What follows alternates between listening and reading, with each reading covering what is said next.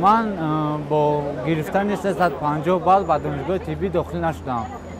من از این مرکز ملی تستی که اولین سال است برقرار کردن راضی نیستم، چون که من سال گذشته اگزمین سپردن در دانشگاه طبی 2 بالم نرسید برای داخل شدن. من در پیش خودم نیت گذاشتم که یک سال تیاری بینم به دانشگاه طبی با احترامانه با دانش خودم داخل شوم.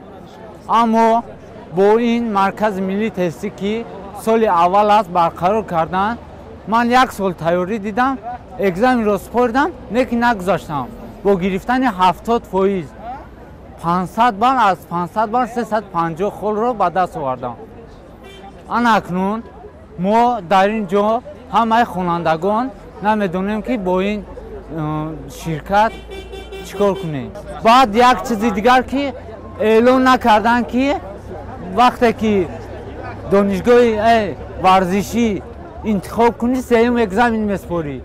بسیار آدمایی که بالی بلند گرفتن 490 سیوم اگزمین از دانشگاه ورزشی اگزمین سپردن. ما 2 اگزمین سپردیم، دانشگاه طبی کلاس 1 ب ب کامپوننت ب در 10 اختصاص دانشگاه طبی همه انتجه پاس شد.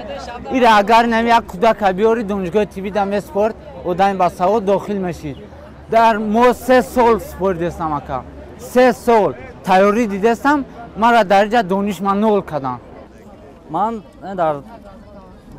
با دانشگاه طبی سر بلندان داخل شدم با فاکولته نگهداری جامعه تندرستی. با سازوار شدن 543 بال. سال اول من اومده برای 1 بال غلطی بودم. من از مدنی اینستیتوت دانشگاه طبی من 1 بال به من نرسید، من غلطم. این سال خیلی کوشش کردم، خیلی گویم در فاکولته میخواستگی داخل نشدم، اما خیلی کوشش میکنم که با سربلندان خیلی همین فاکولته در شروع کرده خوندم.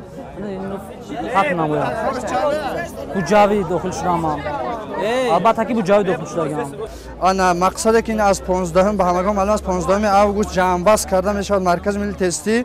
از همون لحاظ کالج های ساحه صنعتی طبی و دیگر سمت هایی که کالج ها قرار دارند، همون کالج های میتوانند که تا 28 تا 27 آگوست کمیسیون قبولش اجازه دهند که اکثرا اینا به همگان معلوم که 14,000 داوطلبان داخل نشدند. خلاصه‌شون برارن که از همین روز اینا همین بچه‌ها کجا میروند. از 15 از 10 آگوست کالج ها محکم کردن کمیسیون قبول.